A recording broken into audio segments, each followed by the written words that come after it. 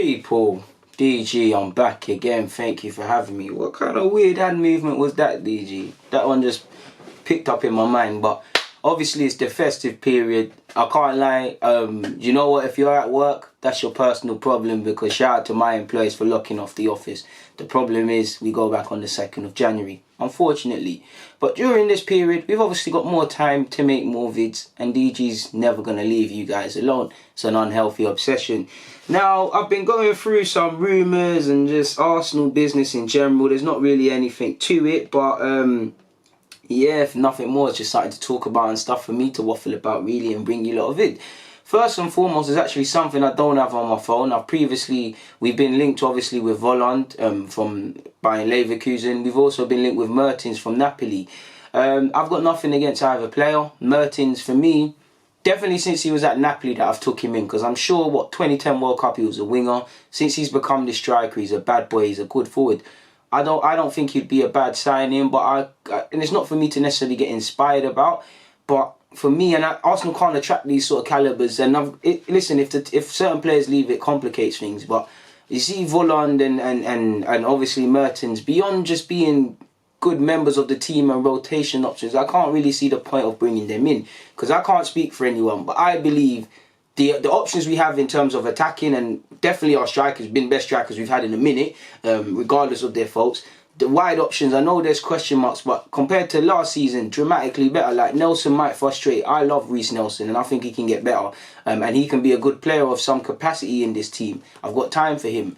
Do I need to tell you about Martinelli? He's just simply a bad boy. Pepe might be frustrating and failing to convince, but he's dramatically better than Mkhitaryan and Ozil as our wide options last season. So you get it. Anyone else I'm missing out, you get the point. So unless we're bringing in someone that is better than what we have in them positions, I think that's where we're at now. We don't really need, unless we sell a man and have to bring someone in, I don't see the point of it, people. Obviously, there is a case for us to get a young, not when I say young, I don't mean age, but a young sort of someone like Mertens who can be on the bench. You know, for a cheap one, you drop a young couple mil on that, you can get someone in the side, come off the bench and things like that. But for me, it'd be clogging up positions unnecessarily, at least until people in the current existing squad leave. There's no point. Like, if someone quality becomes available, if not necessarily quality, dramatically better than what we already have, by all means go for that. Do you see what I'm saying?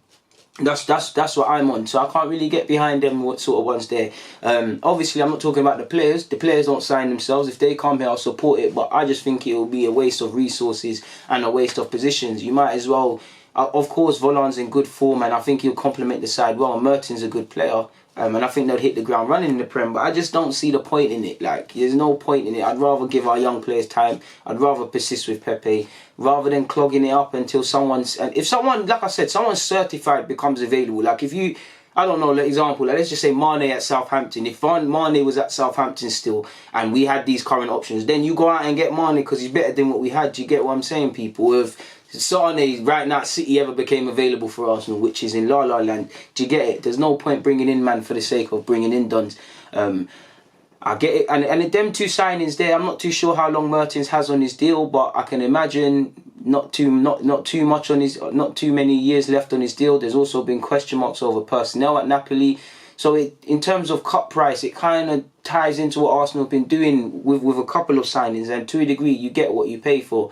Cheap signings can prove to be expensive, just like David Luiz, expensive with these numerous faults. He's not alone in his errors. You've got Socrates, who at one point looked like I would eat humble pie because I wasn't rating him, but you spunked 17 million on him. Between the two, how much is that in wages and whatnot? And they're both kind of old now, so they're not gonna force themselves to leave. They're in a good stable contract.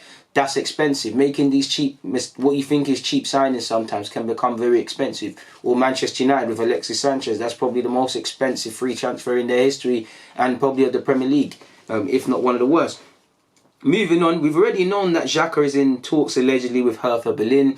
We've heard reports how he's told teammates how it's all but done. Who knows? Maybe it is. Maybe that's why he's playing better, or there's been an uptake in form. I'm playing devil's advocate, because what I mean by that is his future's sorted out. It's simply just about getting till January now, so there's an uptake in form, or he's trying to impress his new employers, or he wants to stay and obviously impress Arteta. No disrespect to Hertha Berlin, and I know Xhaka has a lot of critiques, but I did think he could get a bit bigger move than that. Now, I think doing decent in their league. For him, it's back to familiar surroundings in Germany. Obviously, be going to the capital in Berlin, which I'm sure he must have been more than a few times, and I'm sure he was comfortable with the life in London, because I remember his interview about how much he liked Camden and he liked how the Arsenal fans treated him in Camden. But I'm pretty sure he's more comfy in Germany. I personally felt he might stay because we put to bed the whole, the fan stuff. I still want him to leave, but do you get it? It's gone past it now. Support him while he's still at this club. But I thought we've gone past it now. New manager, fans have simply maybe not got over it, but got over it now. There's no, it's not what I was fearful of that every game becomes the Granit Xhaka show. Fans have got over it. To be fair, fans have supported him. To be fair to Xhaka as well, he's put it behind him. So if we're all putting it to the end until January, that's something different. But you've heard reports how personal terms been agreed. He's telling his players, his teammates, that he's leaving. And all that's left is an agreement. For him, if he wants to leave and he feels it's gone too far, then of course he's within his rights, because critiquing his footballing ability is fine. You've heard people come out and get onto his ethnicity. You've heard comments about, you've seen the trolling on Instagram and all these things, which is not many Arsenal fans. But fans have gone over the top, and at times, Xhaka is poor. Xhaka isn't my, kettle of fish, but he has been scapegoated at times when he has played well or hasn't been the worst. So if he wants to put an end to that, he needs to keep it moving. I cannot begrudge him for that at all. To be fair with you, from an Arsenal perspective, remove your opinions on Xhaka and just focus on the body. We need a central midfielder anyways. If we're going to let one go midway through the season in January, listen, the way the club's been mismanaged, I don't have any hope, but I'd like to believe there is a midfielder or midfielders coming into this club. Ideally, I would like someone combative, obviously you can't find a young Patrick Vieira, but for me, that's what we need. Someone with a bit of size, big, icy-free midfielder, able to carry the ball. Do you get it? Isn't a defensive mid, he's a box-to-box sort of central midfielder, but there's an emphasis on defending, or he understands that I've got to get back. Do you get it, people?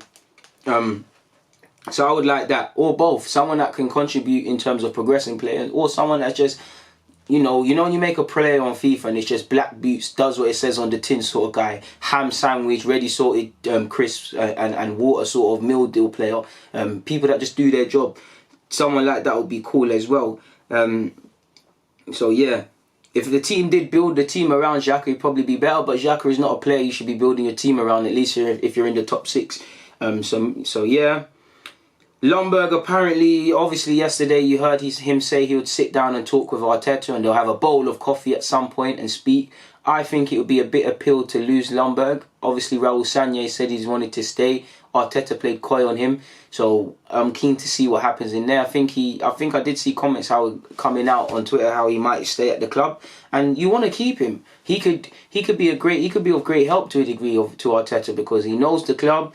Obviously he can help. You can identify the young players as well. Obviously, he can help improve them.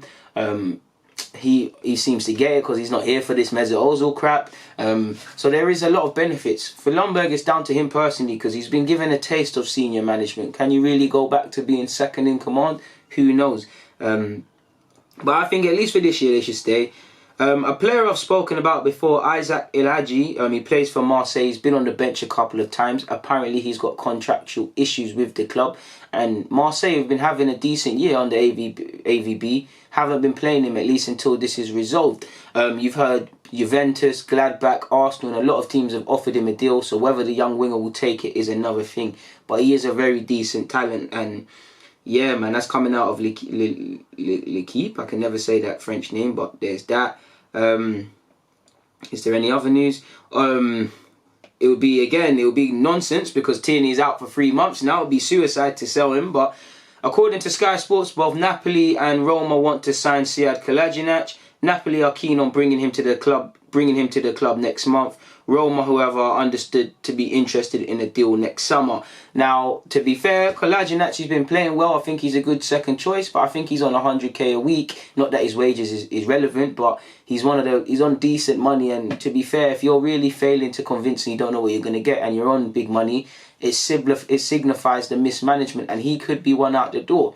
Do you get it? Or someone we look at and say, yo, can we go and get a left back a cheaper left back that can do the job, or can we bring in someone else? Because I think he's a good second choice. He's been good in the recent weeks. He's been alright, but when you think of Sead Kolasinac, you don't really think of defensing. You don't think of him good 1v1. You don't think of his marking and positioning good. He's a strong lad and he'll move him up, but all his strengths are going forward, and that's the modern game. You've got to be, arguably it's more important to be better going forward than it is defending as a winger now or as a fullback, I'm seeing.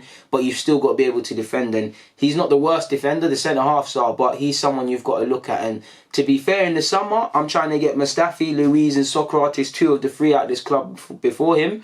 But if the right offer is put on the table, he could be someone we free up wages and bring in another left back to compete with Tierney. That isn't going to be as much. And for him, obviously, playing in Italy would probably be, you wouldn't want to turn that down. You can go to Naples or you can live in Rome, which is 2 great cities to live in. Not for someone like me in Naples, because it's a mad thing, but Kolasinac should be alright there. And why wouldn't you really and truly? Why wouldn't you want to go and do that? There's nothing wrong with that, really and truly. So we'll have to see what actually happens, people. There isn't much. There isn't anything else really to speak about beyond, apparently the club are going to try and resurrect deals for Upamecano. I can't remember the other guy, but there was a deal for Upamecano allegedly. Don't know the validity of them claims that I'm coming across on social media, but you did hear we was trying to bring him in January. We tried to bring him summer, and it's very much on for January. Whether that happens is another thing. But our young winger Bukayo Saka, who is eventually going to have a decision to make, when asked on whether he wants to play for either England or his heritage of Nigeria, he said, "I'm always thinking about it, but I haven't made a decision yet. No one has been in touch, but when I make a decision, you will find out." And it's a difficult one for not a lot of British, Black African / Black Caribbean people. It's a difficult decision. Do you go with your heritage or do you play for your nation? Obviously, the sporting honours, the more likeliness to play at the World Cup is a different thing. For Saka, it's a difficult one because there must be a pull of playing for Nigeria. Seeing what they're doing, seeing how Iwobi's treated in Nigeria. Obviously, he's a Nigerian. I'm sure he's a proud Nigerian as well. And his family would like nothing more for him to do that. But he's played for England at youth level. To my knowledge, he was born in England, or at least he spent a significant period of his life in England, so he might feel attracted to England, or it might be a cultural thing, but the sporting decisions might prey on him. If I'm looking at it cynical, like with a lot of players, I'd say Nigeria is the best really now at getting people to kind of turn down England. In terms of when you look at other heritage nations, it's a landslide. Like you're going to play for England, you're only going to play for your nation of your heritage if you're not going to get in the lineup. That happens, people. It is. Look at Zaha. Zaha would not be playing for, as much as I love him and he's doing his thing for Ivory Coast, it's no critique, his first thing was England. He then started becoming a bit good again and playing sick and finding his feet, and then Southgate was saying, we're trying to call him up, and he went and played for Ivory Coast. But there was a period he weren't involved after making his England cap. If it banged for him at United and he didn't go through these trials and tribulations, with all due respect, would he not be playing for them? Maybe even Iwobi under different circumstances would be playing for them. So I rate Nigeria for how they're convincing players. Even Tomori and Tammy, if they weren't getting a look in, they'd be saying that. If I'm cynical, he's going to pick England, and that's not a criticism. He's going to pick England. It's not a criticism for obvious reasons. He has more likely, if you can say, more likely to win stuff. There's the World Cup and things. But for me, especially if I was Nigerian, I would not be able to turn down Nigeria, to be fair, because I'm seeing what they're doing. They might not have a good team as much as England collectively, but just seeing the togetherness and people proud to play for them again. Like I said, they're making man say, no, listen, I'm not playing for England, I'm playing for Nigeria. So it's a difficult decision for him, and he's 18. What he needs to do is just carry on being a regular in the first team for England and playing well and developing, and all this stuff takes care of itself. But in his heart, he knows, at that age, whether you want to play for England or not, because he's 18. From the moment this man could probably kick a ball, he probably had dreams to either score in a World Cup final for Nigeria or England, like all of us did. We all dreamed of the Premier League, Champions League, World Cup, and all of these sort of things. So he's no different. And there's no pressure. There will be a lot of pressure. Be damned if you do, damned if you don't, in regardless of whatever decision he makes. But we support our young players regardless, people. But there isn't much to discuss or really speak about anymore, so I'm going to keep it moving. It's been a pleasure, but I'm out. Deluded.